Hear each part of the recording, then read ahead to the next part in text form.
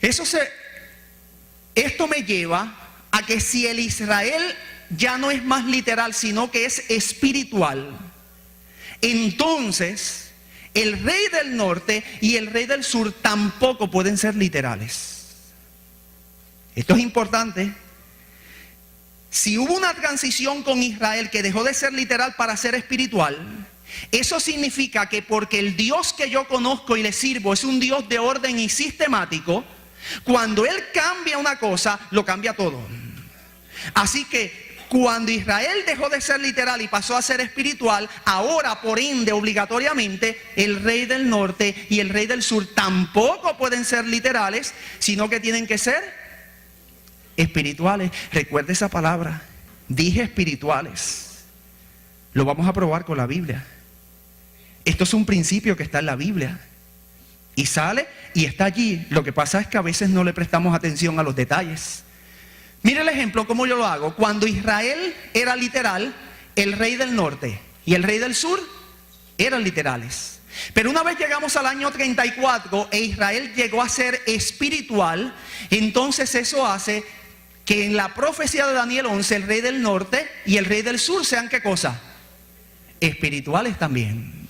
Una vez dicho esto, y ya establecimos los puntos que usted tiene que comprender con relación a Daniel capítulo 11, vamos entonces a identificar los símbolos proféticos. El primer símbolo profético que aparece allí en Daniel capítulo 11 es el símbolo profético del rey del sur. Y nos vamos a hacer la pregunta en esta mañana: ¿quién es el rey del sur? Para nosotros dilucidar este asunto, poder comprender el símbolo del rey del sur, nosotros tenemos que acudir a nuestro libro de texto por excelencia. ¿Qué cuál es? La palabra de Dios. Y cuando yo acudo ya sea al registro veterotestamentario, es decir, al Antiguo Testamento, o yo acudo al registro neotestamentario, al Nuevo Testamento, yo voy a encontrar que las Sagradas Escrituras como una unidad en sí misma me van a dar la clave para yo interpretar quién es el rey del sur. Cuando nosotros acudimos a un libro de literatura homóloga, es decir, similar al libro de Daniel, con esto me refiero al libro de Apocalipsis. Ambos libros caen dentro del género que la teología ha denominado como el género de literatura apocalíptica. Yo voy a encontrar en el libro de Apocalipsis la clave para poder interpretar quién es el rey del sur. Si usted me acompaña a Apocalipsis capítulo 11, versículo 8, allí se nos da la clave para interpretar quién es el rey del sur. Apocalipsis 11:8 dice: y sus cadáveres estarán en la plaza de la grande ciudad, que en sentido espiritual, mire esa palabra, eso es lo que dice las Sagradas Escrituras, en sentido ¿cómo? Espiritual, se llama como Sodoma y Egipto, donde también nuestro Señor fue crucificado. ¿Sabes lo que significa Apocalipsis 11:8? Mirándolo por encima sin entrar en el detalle. Las mismas Sagradas Escrituras me están diciendo que cuando Apocalipsis capítulo 11 versículo 8 se cumpliera en la historia, ya lo que representaba Sodoma y Egipto no iban a ser más literales. La misma Escritura está hablando y me está diciendo que cuando este versículo se materializara en la historia, los símbolos proféticos iban a tener una aplicación ¿cómo? Espiritual. Eso es lo que dice la Escritura. Entonces, Apocalipsis 11:8 llega a ser complementario con lo que hemos estado hablando en esta mañana. Cuando yo ubico Apocalipsis 11:8 en su contexto, yo voy a ver que Apocalipsis 11:8 se está refiriendo a un incidente acaecido hace algún tiempo atrás, el proceso de la Revolución Francesa. Y hablándome sobre la Revolución Francesa, es que se dice lo que de manera específica este versículo toca: que sus cadáveres estarán en la plaza de la grande ciudad, que en sentido espiritual esa ciudad, que no es otra que Francia, se le llama Sodoma y Egipto, donde también nuestro Señor Jesucristo fue crucificado. Pero esa declaración nos crea a nosotros un problema, porque nosotros pudiéramos preguntarnos en esta hora: ¿qué sucedió en Francia que se llega a decir que allí se crucificó a Cristo Jesús? Más aún pudiéramos preguntarnos: ¿qué fue lo que sucedió en Francia que el texto profético de Apocalipsis me llega a decir que se llama en sentido espiritual Sodoma y se le clasifica también como Egipto? para nosotros dar respuesta a esta incógnita, nosotros tenemos que ubicar el texto en su contexto. Y cuando yo ubico el texto en su contexto, yo voy a encontrar que el versículo 4 nos está hablando de dos testigos que profetizan. Yo le invito a que usted busque su Biblia en Apocalipsis capítulo 11 y vea el versículo 4. Allí el versículo 4 usted va a notar que está hablando de dos testigos que están profetizando. Si usted acude un poquito para atrás, es decir, va al versículo 3, usted va a encontrar que allí se predice que esos dos testigos están profetizando durante 1260 años, que equivalen a 1260 días, que equivalen a 1260 años, vestidos con una vestimenta muy particular, vestidos de saco, vestidos a la usanza que en la antigüedad se utilizaba para expresar luto, tristeza, duelo, muerte, opacamiento de la alegría. Porque cuando usted se vestía de saco era porque quería expresar alguno de estos sentimientos. Nuestra iglesia, la iglesia que en esta hora me toca representar, la iglesia adventista del séptimo día, ha sido lo suficientemente consistente al identificar estos dos testigos y los ha identificado a través del tiempo como el Antiguo y el Nuevo Testamento. Y se describen como profetizando vestidos de cilicio, vestidos de saco durante 1260 años, porque el poder político religioso que aludía a la profecía y que imperó desde el año 538 hasta el año 1798, lo que propiamente hizo con la palabra de Dios, con el Antiguo y el Nuevo Testamento, fue eso: vestirla de saco. ¿Por qué? Porque la palabra de Dios por sí misma tiene luz. La palabra de Dios por sí misma es gloriosa. Pero durante el periodo prescrito por la profecía, 1260 años que corren desde el 537 hasta el año 1798, un poder político religioso tomó la palabra de Dios y le quitó su brillo. ¿Cómo le quitó el brillo? A través de dos procesos. Por un lado, la institución de la Iglesia Católica Romana dijo que junto con la palabra de Dios tenía igual validez la tradición. Entonces, al poner al mismo nivel, al equiparar la tradición con la palabra de Dios, le quitó el brillo natural que tenía la palabra de Dios. Pero no solamente la institución de la Iglesia Católica Romana le quita el brillo a la palabra de Dios a través de ese proceso, sino que esa institución también suprime del libre uso y accesibilidad al pueblo de la palabra de Dios. Mis amigos y mis hermanos, escúchenme por un momento.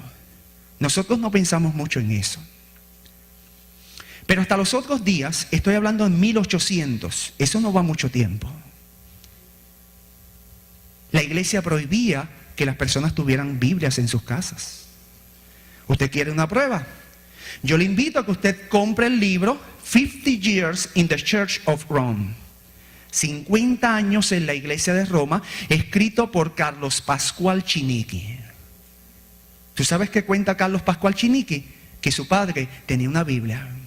Y un día, el sacerdote de su pueblo oyó que allí había una Biblia.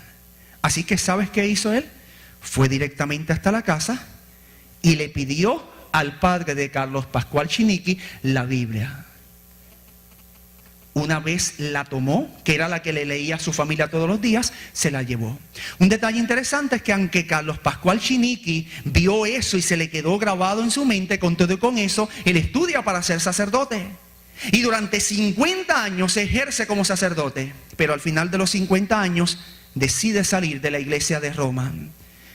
Hasta los otros días la iglesia tenía poder absoluto con la palabra de Dios, pues a través de esa segunda forma se le quitó el brillo, se vistió de saco a la palabra de Dios.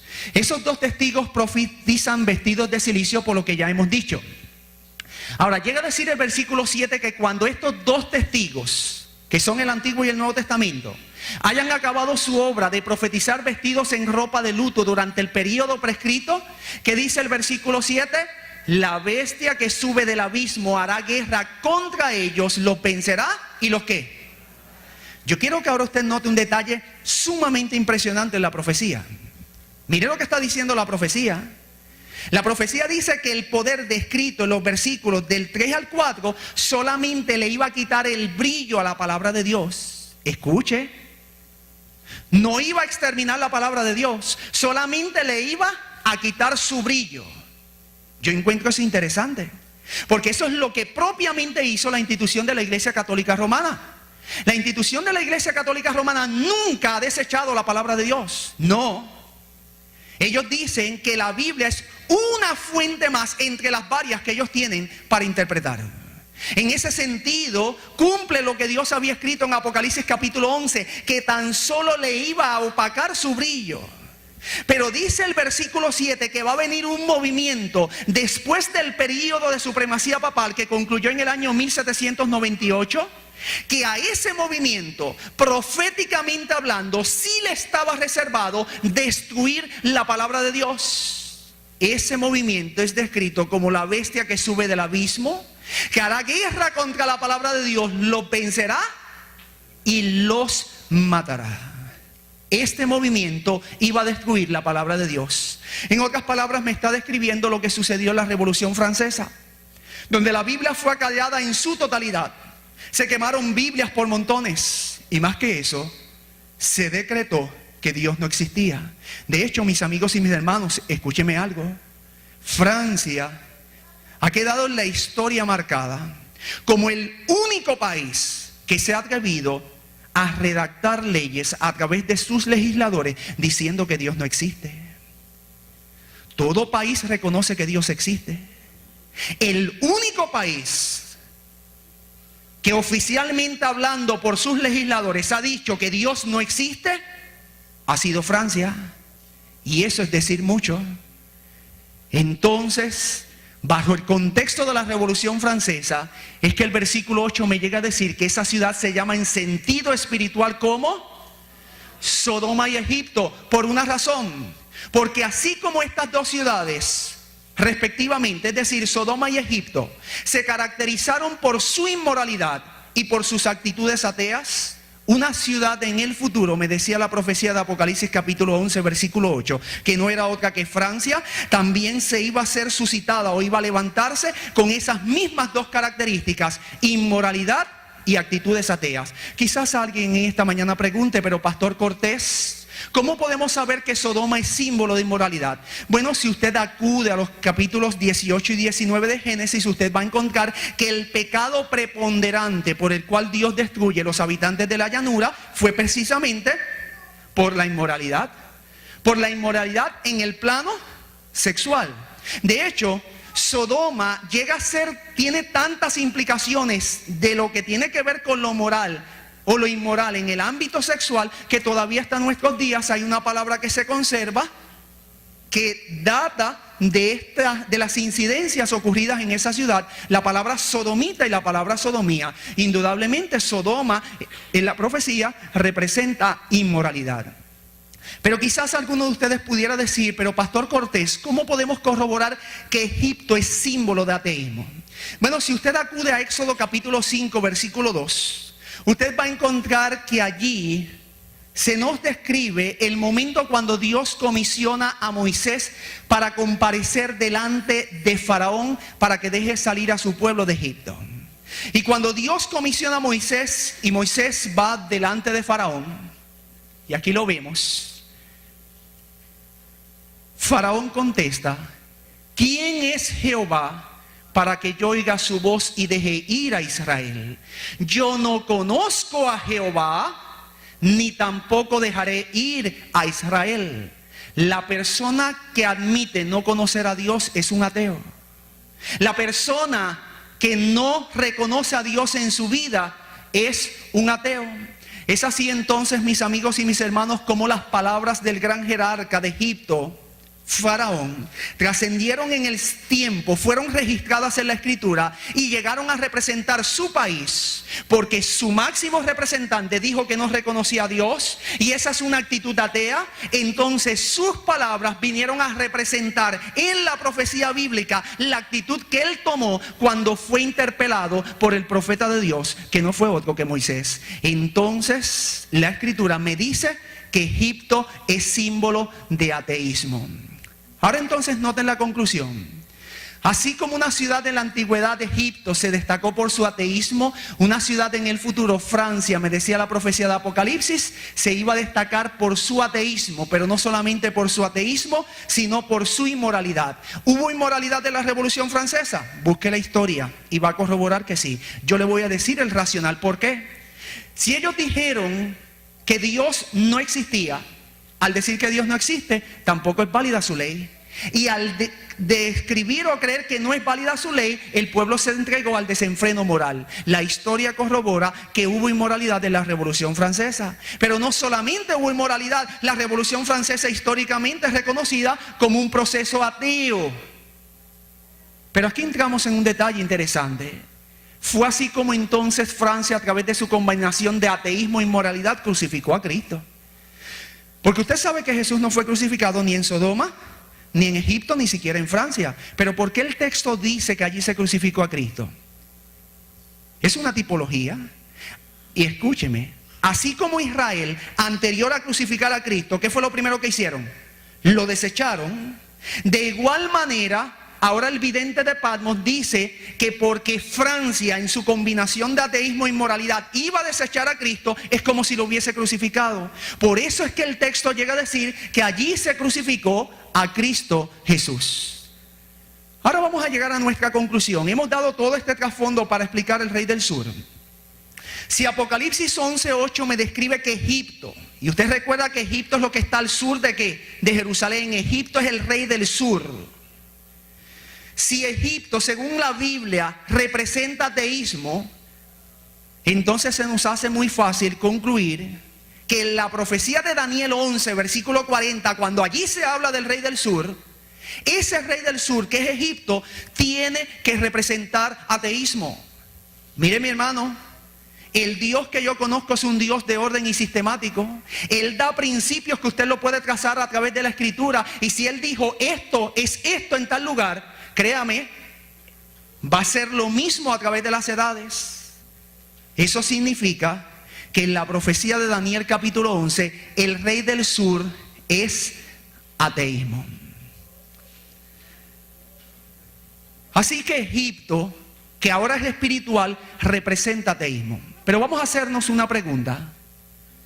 El rey del sur representa ateísmo, pero pudiéramos hacernos esta pregunta. ¿Qué pueblos en la actualidad representan por teoría y práctica el ateísmo? Y ahora escúcheme, estamos entrando en la conclusión. Si nosotros vamos a analizar crítica e históricamente qué pueblos en la actualidad representan el ateísmo, nosotros vamos a concluir que todos los países con bases comunistas son símbolo del ateísmo. ¿Por qué? Porque sus ideologías y sus postulados fundamentales, vigentes aún en la actualidad, han sentado las bases y han propiciado el ateísmo mismo. La pregunta que surge es ¿cómo? Al suprimir la religión y todo lo que tenga que ver con religión en los países donde el comunismo está establecido. Es así, mis amigos y mis hermanos, que el rey del sur representa ateísmo en la forma de comunismo en la profecía de Daniel capítulo 11, versículo 40. Ahora vamos a hacernos una segunda pregunta. Ya hemos dilucidado nuestro primer símbolo profético a través de la Biblia y la historia, el rey del sur. Pero allí hay otro símbolo profético. Y el segundo símbolo profético que nos compete es el del rey del norte. Y nos vamos a hacer la pregunta, ¿quién es el rey del norte? Saben, la Biblia nos habla claramente de un verdadero rey del norte y lo identifica muy bien. Si usted acude al libro de Isaías y me acompaña allí en el capítulo 14 y lee los versículos 13 y 14, allí usted va a encontrar la clave para poder interpretar quién es el rey del norte. Cuando usted acude a Isaías capítulo 14, versículos 13 y 14, usted va a encontrar la siguiente declaración. Dice la palabra del Señor en esta porción: tú que decías en tu corazón, subiré al cielo, en lo alto, junto a las estrellas de Dios, levantaré mi trono, y en el monte del testimonio me sentaré a los lados ¿de qué? Del norte. Sobre las alturas de las nubes subiré y seré semejante al Altísimo. Si usted tiene su Biblia abierta, y yo le invito a que usted abra su Biblia y vaya a Isaías capítulo 14, usted va a encontrar que algunas Biblias en el encabezamiento dicen profecía contra el rey de Babilonia. Y si usted busca con detenimiento, cuando usted ya analiza Isaías capítulo 14, usted va a ver que esa es una profecía que se aplica en primera instancia a Babilonia y su rey. Es decir, esa es una profecía que fue dada para el rey de Babilonia. Pero la profecía de Isaías capítulo 14 tiene una peculiaridad. Y la peculiaridad es que esta es una profecía dual. Es decir, es una profecía doble. No solamente se aplica al rey de Babilonia, sino que también se aplica a Lucero o Lucifer, ese ser que Dios creó y que debido a tanto y tanto esplendor que tenía, en algún momento de su existencia, él llegó a pensar que él podía ser igual que Dios. De hecho, ese pensamiento, ese racional, la forma como eso se conjuga en Lucifer, es lo que me describe Isaías capítulo 14, versículos 13 y 14. Me dice allí la Biblia que esa rebelión comenzó con el proceso donde él, el ser creado, llegó a decir: yo voy a subir al cielo, pero voy a subir hasta lo más alto del cielo. Y allí en lo más alto del cielo, junto a las estrellas, yo voy a establecer mi trono. Pero ¿notó usted, mi amigo y mi hermano que me escucha, en qué lugar específico, en qué lugar particular Lucero quería establecer su trono? ¿Qué me dice la Escritura? En los lados del norte, me dice el libro de Isaías. ¿No se ha preguntado usted nunca por qué Lucero quería establecer su trono en los lados del norte? ¿Por qué en ese punto cardinal específico? ¿Por qué no en el sur? ¿Por qué no en el este? ¿Por qué no en el oeste? ¿Por qué él estaba empeñado en establecer su trono en ese punto cardinal específico? ¿Saben, mis amigos y mis hermanos? El libro de Isaías no me dice la razón, pero las Sagradas Escrituras son una unidad en sí misma. Y lo que una porción de la Biblia no me lo dice, otra me lo dice y me lo complementa. Y considerando las Sagradas Escrituras como una unidad en sí misma, yo encuentro la clave para establecer por qué Lucero quería establecer su trono a los lados del norte. Cuando yo acudo a un libro de literatura homóloga, al libro de Daniel, al libro de Apocalipsis, y voy allí a Apocalipsis 12 del 7 al 9, allí yo encuentro la clave para saber por qué Lucero quería establecer su trono a los lados del norte. Pues en esa posición encontramos, en esta porción bíblica encontramos que la lucha que tuvo Lucero en el cielo, me dice Apocalipsis 12 del 7 al 9, no fue directamente hablando contra el Espíritu Santo. Apocalipsis 12 del 7 al 9 me dice que la lucha que tuvo Lucero en el cielo no fue directamente hablando contra el Padre. Cuando usted va a Apocalipsis 12 del 7 al 9, allí dice que luchaba Miguel y sus ángeles contra el dragón y sus ángeles. Y Miguel en la Escritura es una referencia ¿a quién? A Cristo Jesús. Cuando yo entonces comprendo que Apocalipsis 12 del 7 al 9 me dice que Lucero estaba luchando contra Cristo, yo entonces comienzo a comprender por qué es que Lucero quería establecer su trono en los lados del norte. Es que en el norte es donde se encuentra el trono del verdadero rey del norte, que es Cristo Jesús.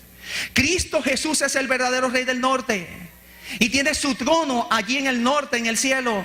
Lucero aspiraba a sentarse en la misma posición de Jesús. Por eso fue que Jesús fue el que tuvo que pasar por el proceso de antropomorfismo, tomar forma humana y venir a redimirnos. Porque la lucha que tuvo Lucero en el cielo no fue contra el Padre directamente hablando, ni contra el Espíritu Santo, fue directamente contra Cristo. Y como la lucha comenzó contra Jesús en el cielo, era Jesús el que tenía que humanarse para darle frente y encarar a su enemigo en carne humana. Cuando yo comienzo entonces a comprender este aspecto, comprendo que el verdadero rey del norte del cual me habla las Sagradas Escrituras no es otro que Cristo Jesús. Pero quizás más de uno en esta hora pudiera preguntar: pero Pastor Cortés, la conclusión de usted me parece lógica y ceñida a la Escritura, Pero usted pudiera dar una segunda evidencia que me pudiera probar que Jesús es el verdadero Rey del Norte. Bueno, yo creo que esa segunda evidencia existe. Cuando Jesús estuvo sobre la faz de la tierra, es interesante notar algo. En Juan capítulo 6, versículo 48, Jesús dijo: yo soy el pan de vida. Y en Juan capítulo 6, versículo 51, es decir, un poco más adelante, Él volvió a repetir la misma verdad cuando llegó a decir: yo soy el pan vivo que descendió del cielo. Y mire qué interesante, cuando usted acude al santuario terrenal, que es una copia del santuario celestial, y usted ubica la mesa de los panes, yo le tengo que decir en esta hora que la mesa de los panes en el santuario terrenal, copia del celestial, no se encontraba en la parte sur. La mesa de los panes no se encontraba en el este. La mesa de los panes no se encontraba en el oeste. ¿Usted sabe en qué punto cardinal geográfico se encontraba la mesa de los panes? La mesa de los panes se encontraba en la parte norte.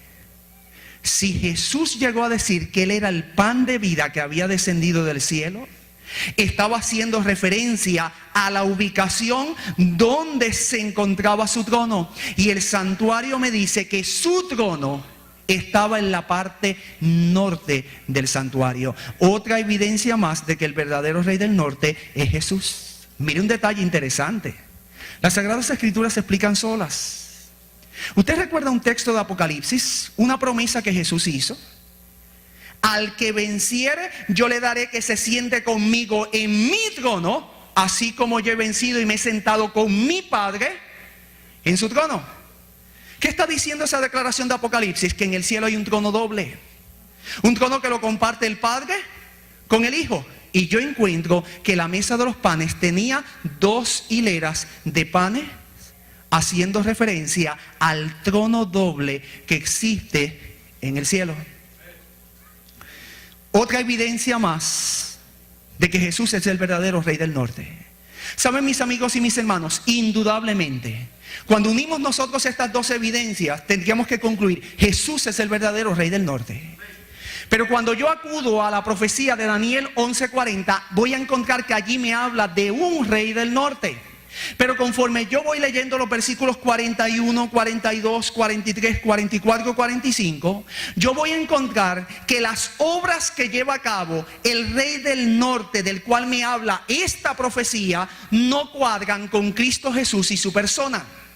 Porque Jesús no actuó, ni nunca actuará como me lo delimita y me presenta que está actuando el Rey del Norte en Daniel capítulo 11, versículos del 40 en adelante. Entonces eso me lleva a fraguar una conclusión. La conclusión es lógica y definitiva. Si las obras que lleva a cabo el Rey del Norte en Daniel 11 del 40 en adelante no cuadran con Jesús, pues el Rey del Norte del cual me habla ahí no puede ser Jesús. Porque Jesús nunca va a actuar como me lo presenta que está actuando el Rey del Norte en esta profecía. La pregunta que surge natural y lógica es: ¿y si no representa a Jesús? ¿A quién representa? Bueno, eso nos lleva a fraguar otra conclusión. Así como existe un verdadero Rey del Norte, tiene que existir un falso Rey del Norte. Y Daniel 11:40 lo que me está hablando es del falso Rey del Norte. Ese falso Rey del Norte tiene que ser en primera instancia Satanás. ¿Por qué? Porque la obra maestra por las edades de Satanás ha sido que duplicar la obra de Dios.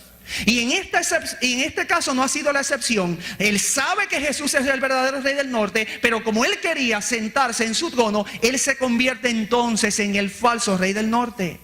Era Satanás el que quería adjudicarse la posición, las prerrogativas que solo le correspondían a Dios.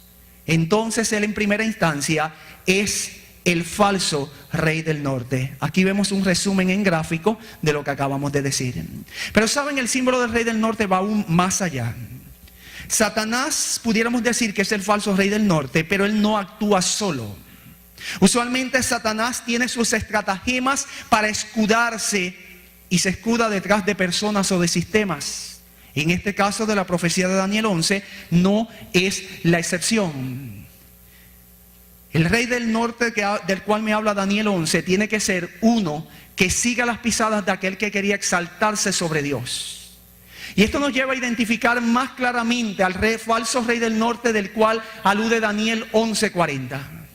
El falso rey del norte del cual me habla esta profecía no es otro que la institución de la Iglesia Católica Romana.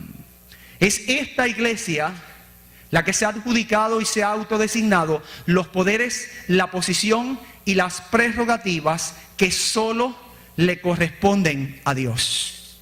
¿Por qué decimos que se ha adjudicado los poderes? ¿Usted sabe lo que dice esa iglesia en sus escritos oficiales? Que el poder que tiene el Papa es tan y tan vasto que inclusive puede llegar a excomulgar a los ángeles. Se ha adjudicado la posición porque su máximo representante, cabeza visible de la iglesia, el Papa, se sienta sobre un trono y recibe adoración como si fuera Dios, cuando la Biblia dice que el único que merece tal adoración es solo Dios. Se ha adjudicado las prerrogativas porque las Sagradas Escrituras dicen que el único que tiene poder para perdonar pecados es Jesús, es Dios. Y la iglesia, a través de su magisterio eclesiástico, dice que Dios les ha comisionado y les ha dado el poder a los sacerdotes para perdonar los pecados. Entonces esta institución, porque se ha adjudicado los poderes, la posición y las prerrogativas que solo le corresponden a Dios, es esa institución la que está representada en la profecía de Daniel capítulo 11, versículo 40. Ya hemos identificado el rey del sur que representa ateísmo en la forma de comunismo. Ya hemos identificado el rey del norte.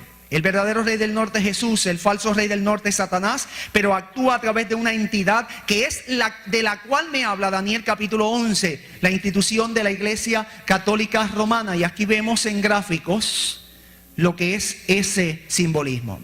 Vamos entonces, una vez hemos identificado los símbolos, a entrar a la parte más importante del tema. Yo les dije que esta era la parte más importante.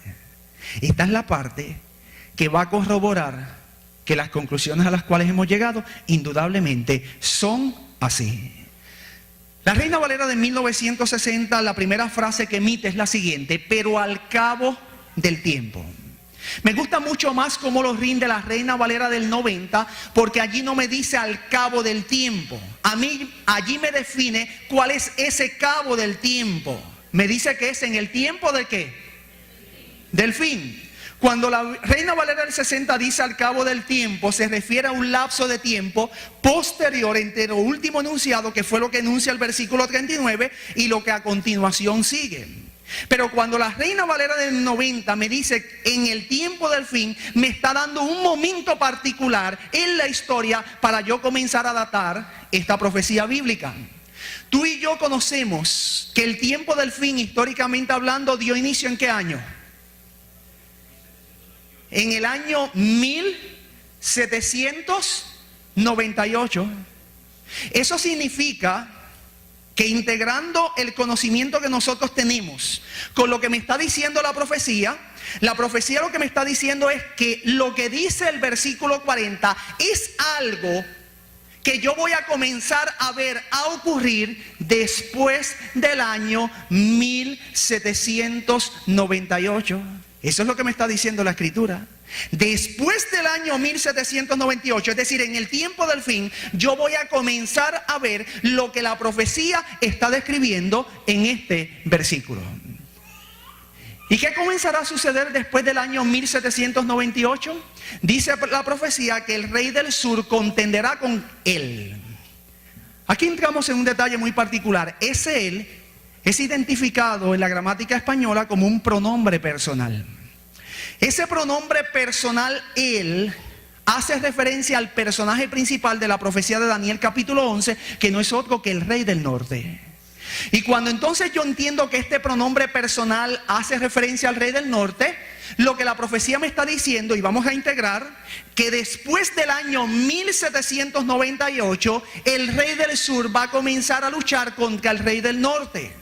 Pero ya nosotros en esta mañana aprendimos lo que significa el rey del sur y lo que significa el rey del norte. Por lo tanto, nosotros podemos sustituir el significado de los símbolos en esta expresión y vamos a entender qué es lo que nos está diciendo la profecía.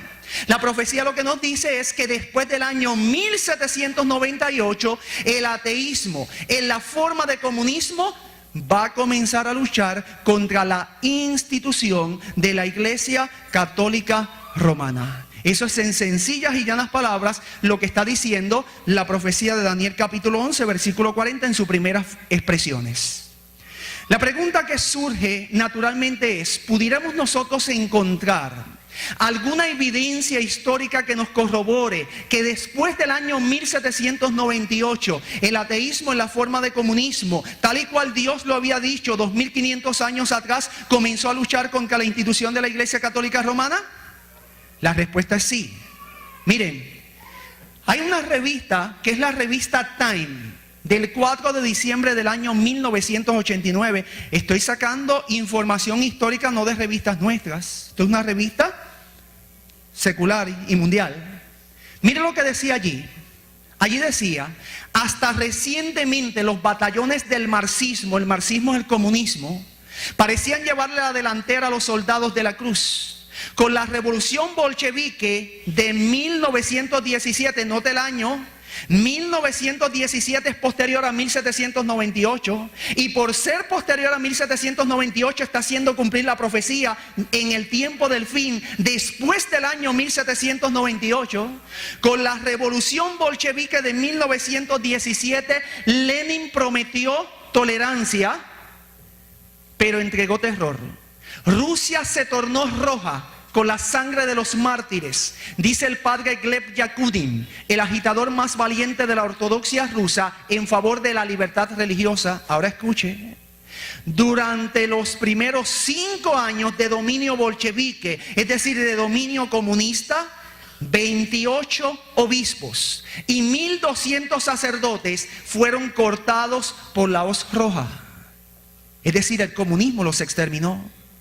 Stalin aceleró grandemente el terror y hacia el mandato de Khrushchev, la liquidación del clero había alcanzado un estimado de 50,000 víctimas.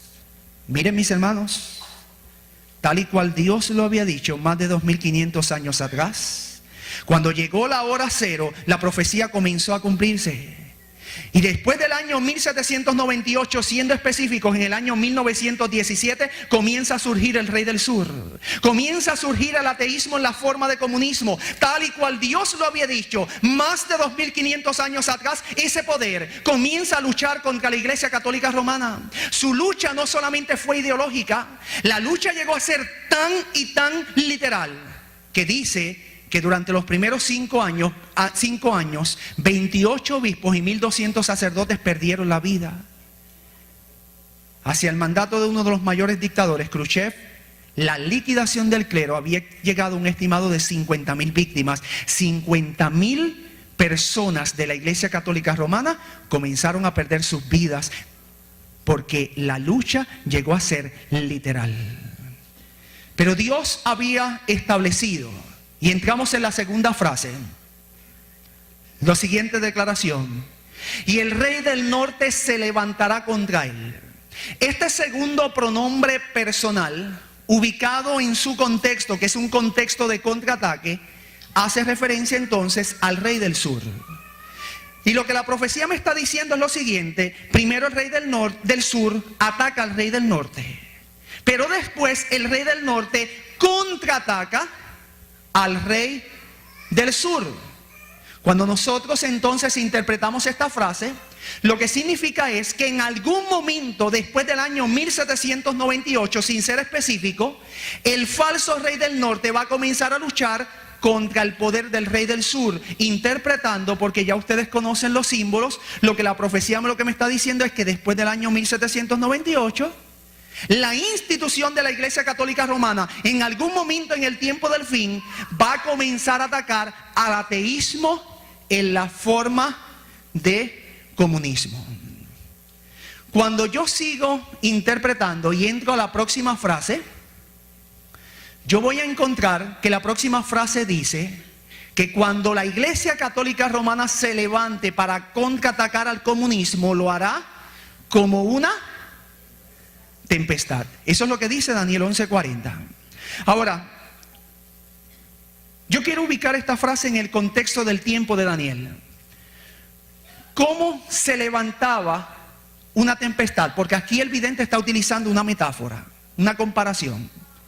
Y una tempestad en el tiempo de Daniel tenía dos características básicas. Se levantaba de repente, porque no había los medios para saber lo que había en la atmósfera, y se levantaba cuando nadie lo esperaba. Escuche, una tempestad en el tiempo de Daniel tenía dos características. Se levantaba de repente y se levantaba cuando nadie lo esperaba. La pregunta clave que hace su servidor es: ¿quién esperaba que el comunismo cayera como cayó? ¿No fue acaso de repente que cayó el comunismo? ¿No nos acostamos nosotros con una Alemania dividida y nos levantamos al otro día viéndolo por la magia de nuestros televisores? ¿Una Alemania unificada? Indudablemente. Tal y cual Dios había dicho, la Iglesia Católica Romana se iba a levantar contra el comunismo e iba a derrumbarlo de repente y cuando nadie lo esperaba. Sigue diciendo la profecía: con carros, gente de a caballo y muchas naves. Las naves son barcos.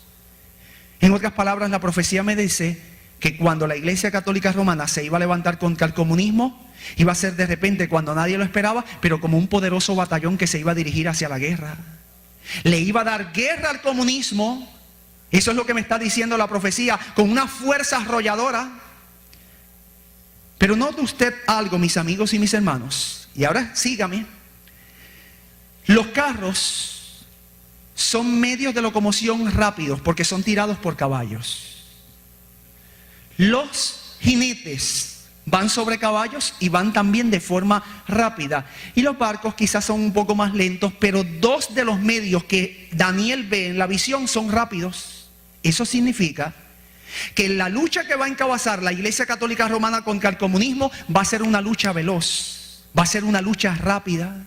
Y mire las implicaciones en la historia. Yo encuentro interesante que el comunismo se forma, impera y subsiste en un lapso de 70 años. Y lo que había tomado 70 largos años en forjarse, que parecía un movimiento monolítico, en 12 años con 9 meses, un solo hombre, el Papa Juan Pablo II, cabeza visible de la Iglesia, logró derrumbar lo que había tomado cerca de 70 años en formarse. Cuando usted saca la proporción de 70 años contra 12, usted va a ver que indudablemente fue sumamente rápido. Pero voy a ir más allá. Cuando usted ve estas imágenes, y dejo las imágenes porque son más gráficas, hay dos elementos que tienen, ¿qué cosa? Caballos. Los carros son tirados, ¿por qué? Por caballos, y los jinetes llegan a ser jinetes porque están montados sobre caballos. Y usted dirá: ¿y qué de importancia tiene eso? Tiene mucha importancia. Mírenlo.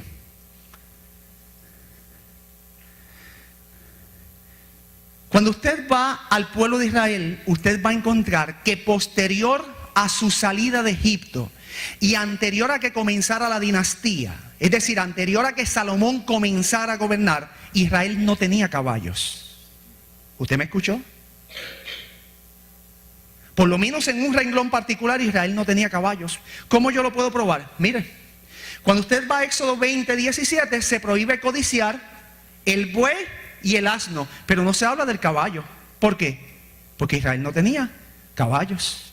Cuando usted va a Josué 15:18, usted va a ver que la hija de Caleb visitó a Otoniel y lo hizo montado sobre un asno o un burro, pero no lo hizo sobre un caballo, porque Israel no tenía caballos. Cuando usted va a 1 Samuel 9:3, usted va a encontrar que Saúl andaba buscando las asnas perdidas de su padre Cis, no los caballos, porque en Israel no había caballos. Cuando usted va a 1 Samuel 25:23, usted va a ver que Abigail visitó a David montada sobre un asno y no sobre un caballo. Y cuando usted acude a 1 Samuel 18:9, Absalón quedó en la enramada, y él iba montado ¿sobre qué? Sobre un mulo, pero no sobre un caballo, porque Israel no tenía caballos. ¿Y por qué Israel no tenía caballos? Porque Dios se los había prohibido. Mire la declaración. En Deuteronomio 17:16 Dios se escribió: ay de los que descienden a Egipto por ayuda y confían en caballos y su esperanza ponen en carros, porque son muchos, y en jinetes, porque son valientes, y no miran al Santo de Israel ni buscan a Jehová. Uno de los mayores productores de caballos era Egipto, y Dios, cuando ellos salieron de Egipto, se los prohibió, porque Dios sabía que si Israel iba a buscar caballos, tenía que volver ¿a dónde? A Egipto, de donde Él los había sacado y libertado. Así que para que no volvieran, Dios se los prohibió. Pero Dios le prohíbe a Israel tener caballos por otra razón. Sale de Deuteronomio 17:16. Los caballos representan fortaleza. En el contexto de las batallas, un ejército que llevara caballos equivalía a que tenía una ventaja sobre su contendor. Los caballos equivalían a tanques de guerras. Y Dios no quería que Israel usara caballos por la siguiente razón. Cuando Dios enviaba a Israel a las batallas, Dios quería que Israel confiara solamente en Jehová de los ejércitos.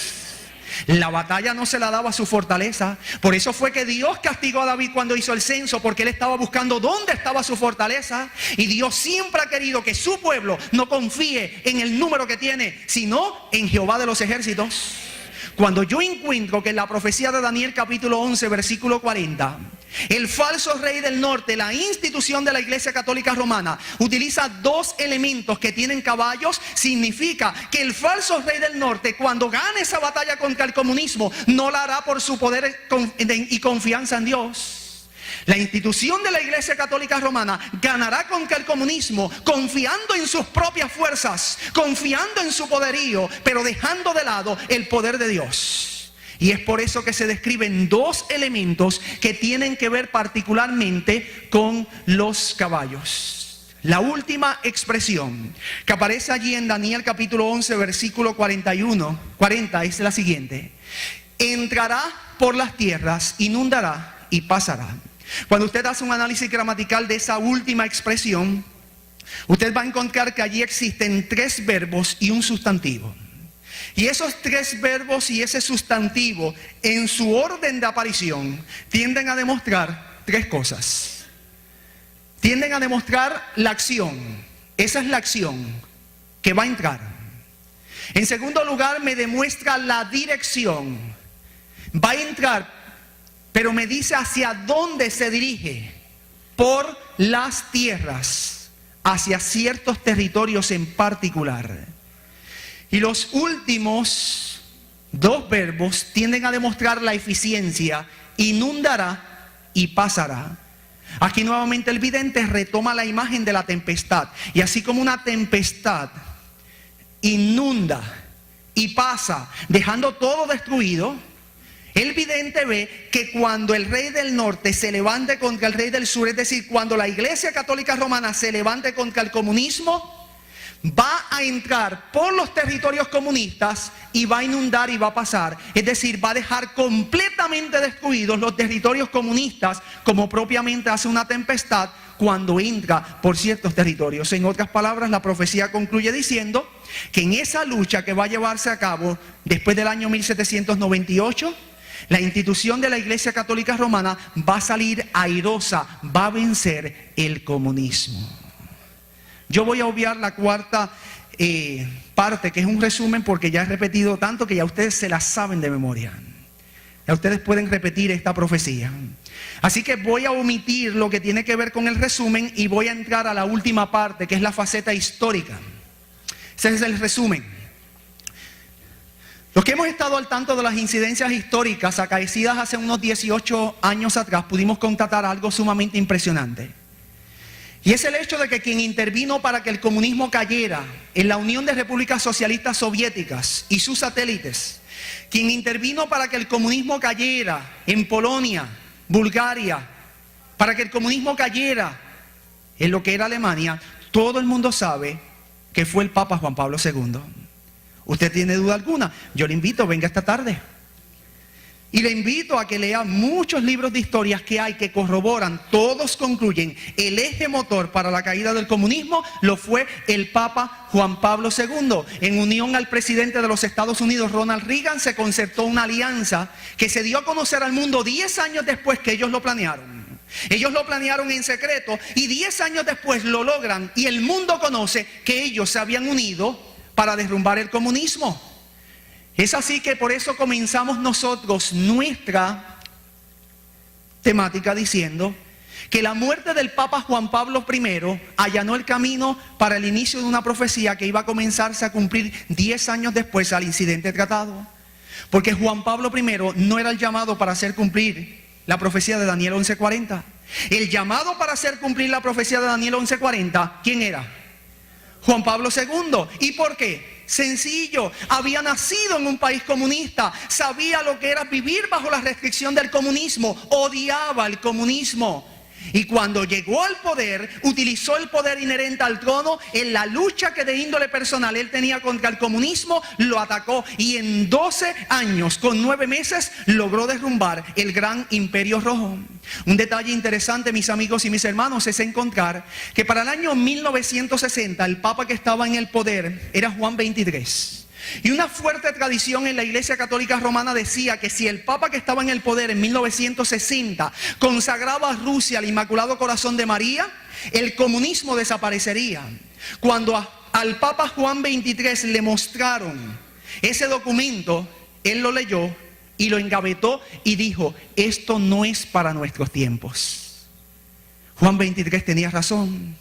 No era él el llamado a hacer cumplir Daniel 11:40. El llamado a hacer cumplir Daniel 11:40 era un papa que vendría más de 15 años después de su pontificado, Juan Pablo II. ¿Por qué Juan Pablo II y no Juan Pablo I? Dice la historia que cuando Juan Pablo II, Karol Wojtyła, que es su nombre original, se graduó de sacerdote y tuvo que estudiar a escondidas del gobierno porque el gobierno prohibía la preparación de seminaristas, fue asignado a una parroquia rural que se encontraba 50 kilómetros al sur de Cracovia. Era una parroquia sencilla que tenía cerca de 200 habitantes y allí Karol Wojtyła comenzó a ser sacerdote. Fue allí donde comenzó a ejercer su oficio como sacerdote. Fue allí donde bautizó niños, donde ungió personas, donde practicó la extrema unción. Fue allí donde llegó a ser un sacerdote como tal. Pero dice la historia que estando en esa parroquia rural, también fue allí donde conoció de primera mano el funcionamiento de la maquinaria estalinista, cómo funcionaba el comunismo. Dice la historia que uno de los jóvenes que pertenecía a la parroquia de Karol Wojtyła fue apresado por la policía secreta. Cuando la policía secreta lo apresó, le inquirió sobre los planes que esa parroquia tenía en ese sector. Cuando aquel joven se negó a decirle qué era lo que ellos planeaban hacer, dice en la historia que la policía secreta le propinó una brutal golpiza. Ese joven al otro día llegó en estado de choque a lo que era la parroquia de Karol Wojtyła y le comentó lo sucedido. El historiador registra que en un ataque de ira, Karol Wojtyła contestó y dijo: no te preocupes, Stanislaw, terminarán por cavar su propia tumba. Dijo refiriéndose a los comunistas. Lo que Karol Wojtyła no sabía era que el destino lo iba a colocar al frente de una de las mayores instituciones de la iglesia y más poderosas, la Iglesia Católica Romana. Y que cuando él fuera papa, él tendría el poder para luchar contra el comunismo. Lo que propiamente hizo y cobró venganza de lo que había sucedido con aquel joven de su parroquia. Cuando llegó la hora cero, mis amigos y mis hermanos, la profecía comenzó a cumplirse. Y tal y cual Dios lo había dicho más de 2500 años atrás, todo comenzó a ocurrir. Tú y yo estamos en el año 2009. Muchos otros elementos de Daniel 11 han comenzado a cumplirse. Mis hermanos, no haga lo posible esta semana, haga lo imposible y venga. No solamente venga usted. Usted tiene familia que quieren que se salve. Usted tiene amigos que aprecia. Ellos deben de estar aquí. En esta semana nosotros vamos a probar. Jesús vuelve. Yo no tengo duda alguna. Jesús vuelve en mis días. Y mientras Jesús vuelve y se acerca a pasos agigantados, mi iglesia duerme. Y permita al cielo que durante esta semana, asistiendo cabalmente, nosotros seamos despertados a la realidad de que Jesús está por regresar a la tierra. El tiempo es corto y tenemos que aprovecharlo para predicar y prepararnos. Porque Dios vendrá a salvar a su pueblo, no en sus pecados, sino de sus pecados.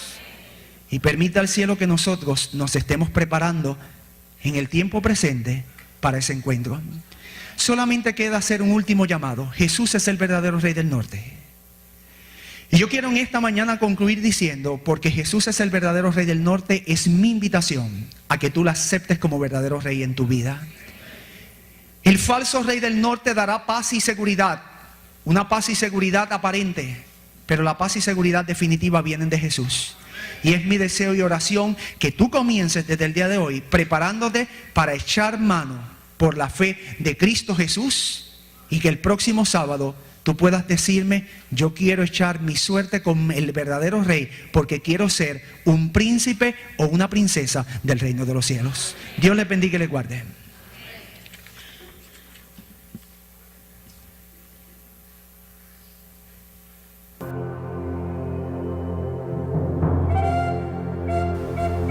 Ministerio y Producciones Luz y Verdad presentó la serie profética de Daniel 11:40 al 43, en la voz del pastor Pedro Luis Cortés Jr.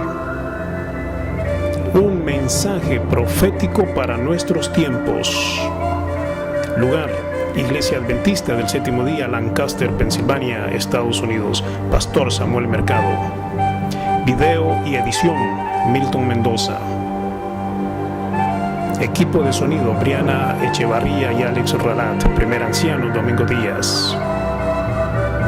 Para pedidos y oración: Milton Mendoza. Teléfono: 305-244-9682. Email: luzyverdad12@yahoo.com.